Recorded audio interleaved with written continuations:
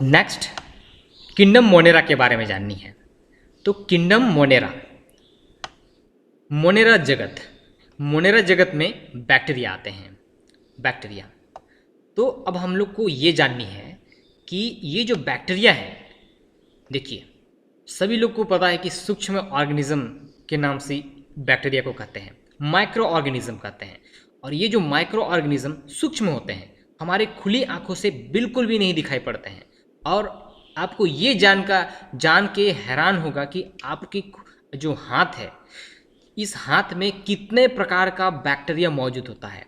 हमारे एयर, हम लोग जहाँ जिस आसपास बैठते हैं, जिस आसपास अपने काम करते हैं, अपनी जो पेन हो गया, अपनी जो कॉपी पुस्तक, अपनी जो फ़ोन हो गया, सबसे ज़्यादा बैक्टीरिया वहाँ पर मौजूद होता है। बहुत ज़्यादा बैक्टीरिया मौजूद होते हैं। तो देखिए ये सारे बैक्टीरिया मौजूद होते हैं।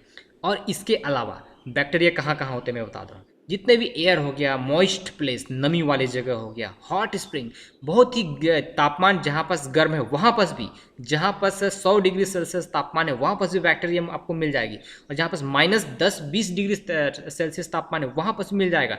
डेजर्ट में, स्नो में, डीप ओशियन, समुद्र की पूरी गहराई में सभी जगह बैक्टीरिया जो है मौजूद हैं। और बहुत सारे जो पैरासाइटिक के रूप में होते हैं, पैरासाइट मतलब होता है दूसरे के ऊपर डिपेंड होकर सर्वाइव करना, ये सभी बैक्टीरिया के एग्जाम्पल है। और देखिए कि ये एक लड़का दिखाई पड़ रहा है, अपने हाथ में इतने सारे बैक्टीरिया देख ये जान के इसका हालत जो है खराब हो गया है। अब समझिए कि इस बैक्टीरिया में अब हम लोग जानेंगे क्या। जैसे कि मैं बता रहा हूँ कि बैक्टीरिया, इसकी आकार के आधार पर इसका नामकरण किया जाता है। जैसे गोल दिखाई पड़ेगा तो उसे कोकस कहेंगे, जैसे डिप्लोकोकस, जैसे स्ट्रेप्टोकोकस निमोनी, इसे निमोनिया होता है। ठीक है, तो ये नाम से हम लोग को उसके आकार से उसका नामकरण किया जाता है। जैसे गोल आकार में होगा उसे कोकस कहेंगे, और जैसे कि ये रोड शेप में होगा बैसिलस कहलाएगा, और जैसे कि ये कोमा शेप में होगा विब्रियो कॉलेरी कहलाएगा, विब्रियो कॉलेरी, जिसे टाइफाइड ये दस्त होता है, विब्रियो कॉलेरी। स्पाइरिलम कहलाएगा, और जैसे कि यहाँ पर नाम रखा हुआ है कि विब्रियो कॉलेरी, और ये साल्मोनेला टाइफी, ये सब नामकरण किया जाता है। स्ट्रेप्टोविलस, ये सभी नामकरण इस प्रकार से किया जाता है। तो यहाँ बस हम लोग को इतना ही जानना है कि उसकी आकृति के आधार पर बैक्टीरिया का नामकरण किया जाता है, और इस प्रकार से ये बातें हैं। अब हम लोग अगले क्रम में सीधे ये जानेंगे कि ये एग्जाम में पूछने वाला प्रश्न है कि स्ट्रक्चर ऑफ बैक्टीरिया, ये इंपॉर्टेंट प्रश्न है, एग्जाम में आपके पूछेगा कि इसके स्ट्रक्चर को समझनी है। तो देखिए कि सबसे पहले हम लोग ये जानेंगे कि जो बैक्टीरिया है, जैसे मैं पहले बता चुका हूँ कि कुछ बैक्टीरिया जो है ऑटोट्रोपिक और हेटरोट्रोपिक दोनों होते हैं। इसकी पूरी स्ट्रक्चर में सीधे आएंगे। तो जैसे कि ये दिखाई पड़ रहा है, एक बैक्टीरिया का एक स्ट्रक्चर ये है, और इस बैक्टीरिया में सबसे आउटर जो लेयर होता है, ये आउटर लेयर, बाहरी आवरण, उसे कहा जाता है सेल वॉल कहते हैं, जिसे कोशिका भित्ति कहते हैं। ये कोशिका भित्ति कहलाएगा। दूसरी बात समझिए कि कोशिका ये भित्ति दिखाई पड़ रहा है, और उसके बाहर में कैप्सूल भी होता है, कैप्सूल का एक आवरण होता है, फिर कोशिका भित्ति होता है, सेल वॉल कहते हैं। उसके अंदर में एक फिर से मेम्ब्रेन होता है, जिसे प्लाज्मा मेम्ब्रेन कहते हैं। ये प्लाज्मा मेम्ब्रेन हो गया। अब उसके अंदर जो इन्वायरमेंट है, इस प्रकार से पूरा एक इन्वायरमेंट साइटोप्लाज्म कहलाता है। और साइटोप्लाज्म में कई सारी चीज़ें रहती है, और वो चीज़ें समझिए कि कहीं पर राइबोसोम दिखाई पड़ता है, ये राइबोसोम हो गया। और देखिए इसमें काम भी है, ये राइबोसोम है, ये प्रोटीन का संश्लेषण यहाँ करता है। और दूसरी बात समझिए कि यहाँ पर गोल गोल एक एक्स्ट्रा क्रोमोसोमल मटेरियल दिखाई पड़ता है, जिसे प्लाज्मिड कहते हैं, और ये प्लाज्मिड कहलाता है। और ये जो प्लाज्मिड होता है एक्स्ट्रा क्रोमोसोमल मटेरियल या फिर एक्स्ट्रा जेनेटिकल मटेरियल होता है, और इसी प्लाज्मिड की उपस्थिति पर जेनेटिकली इंजीनियरिंग का पूरी काम जो है इसी पर डिपेंड है। अब पूरी बात समझिए कि अगले क्रम में पूरा एक डीएनए दिखाई पड़ेगा, ये पूरा नेक डीएनए कहलाएगा। तो ये पूरा ये नेक डीएनए जो है इस प्रकार से घुमावदार स्ट्रक्चर में दिखाई पड़ रहा है, ये डीएनए कहलाएगा। और ये डीएनए किसका है? इस बैक्टीरिया का एक डीएनए रहता है। अब यहाँ पर से इसके अलावा जो है ये बाहर में जैसे दिखाई पड़ रहा है, ये अपना फ्लैजिला कहलाता है, ये अपना फ्लैजिला कहलाएगा। और इस प्रकार से कुछ पिल्ली भी होते हैं। तो इस पूरी प्रक्रिया को इस प्रकार से हम लोग समझेंगे। ये इसकी स्ट्रक्चर ऑफ बैक्टीरिया हो गया। तो ये हम लोग को जानना था स्ट्रक्चर ऑफ बैक्टीरिया में।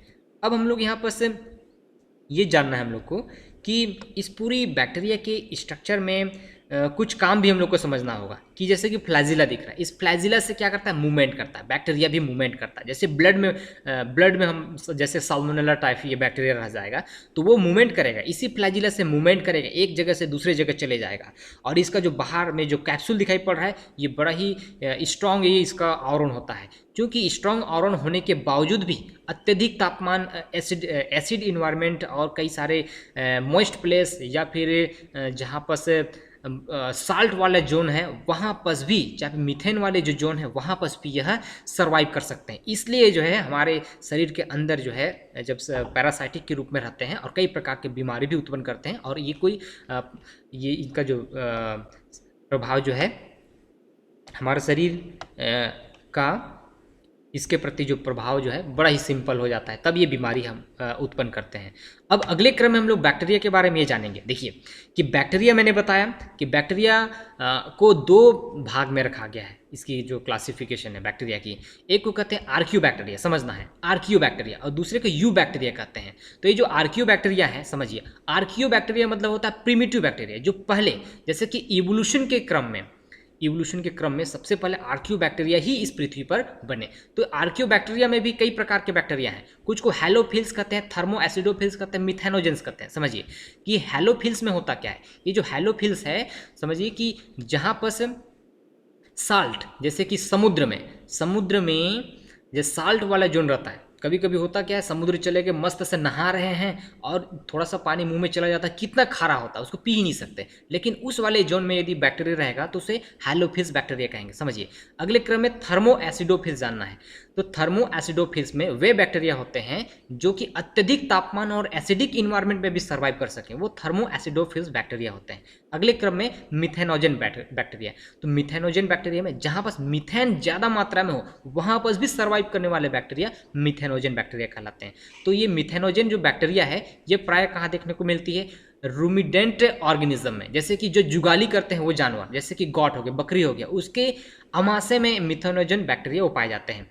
अब इतने जानने के बाद सीधे हम लोग आएंगे यू बैक्टीरिया में। यू बैक्टीरिया एक्चुअली में जो सबसे ज़्यादा पाए जाने वाला बैक्टीरिया है, इसमें भी क्लासिफिकेशन किया गया है, ऑटोट्रॉप्स कहलाता है। ऑटोट्रॉप्स कहलाता है। अब पूछने के लिए मैं समय दूंगा, उस दौरान पूछना।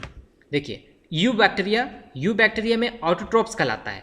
तो ऑटोट्रॉप्स में इसे हमें ये जाननी है कि वे बैक्टीरिया जो फोटोसिंथेसिस करते हैं और कीमोसिंथेटिक ऑटोट्रॉप्स होते हैं, वो बैक्टीरिया कौन होते हैं, वो यू बैक्टीरिया का ऑटोट्रॉप्स प्रकार का बैक्टीरिया कहलाता है। जबकि हेटेरोट्रॉप्स बैक्टीरिया कौन होते हैं, जो पैरासाइटिक के रूप में रहते हैं, और सेप्रोफाइटिक। और पैरासाइटिक में वो बैक्टीरिया होते हैं, जैसे मान लेते हैं कि साल्मोनेला टाइफी, वो चूंकि बीमारी उत्पन्न करता है, विब्रियो कॉलेरी, जिससे दस्त हो जाएगा, हैजा हो जाएगा, तो ये सभी जो है पैरासाइटिक बैक्टीरिया होंगे। और सेप्रोफाइटिक बैक्टीरिया मतलब कि वे बैक्टीरिया, जैसे होता क्या है कि कहीं पर कोई एक जंगल है, कभी कभी देखने को मिलता है कि कोई गाय या फिर बैल का वहाँ पर डेथ बॉडी पड़ा हुआ है, तो उस दौरान कई बैक्टीरिया वहाँ पर लग जाते हैं जो कि वहाँ पर सड़ाने में काम करते हैं। तो वहाँ पर पाए जाने वाला जो बैक्टीरिया रहेगा वो सेप्रोफाइटिक बैक्टीरिया कहलाएगा। तो यहाँ पर ये बातें हम लोग को इतना जाननी है। तो जैसे कि यहाँ पर ये बातें हम लोग को जाननी है।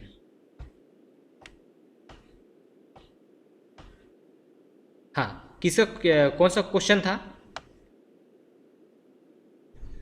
कोई क्वेश्चन कर रहा था? सर रेमिडेंट मतलब जो गाली होता है उसे क्या नहीं समझा सकती पंडित जी उसको? रूमिडेंट मतलब होता है कि those animals are called ruminant animals. Hello, हाँ, जो एनिमल्स, कुछ एनिमल्स की कैटेगरी रूमिडेंट एनिमल्स में आते हैं जो जुगाली करते हैं, ग्रेजिंग करते हैं, जैसे घास को चरते हैं और क्या करते हैं, अपना मुंह को चबाते रहेंगे, है ना, और जो है घास को अंदर से निकाल के जुगाली करते रहते हैं, ग्रेजिंग करते हैं, ग्रेजिंग, घास चरने वाला एनिमल्स उसे कहते हैं। समझ में आया? सर आपका आवाज बहुत अटक रहा है सर। बाकी लोग को सुनाई दे रहा है?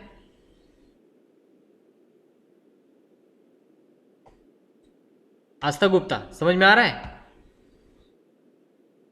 हाँ, we having some network problem.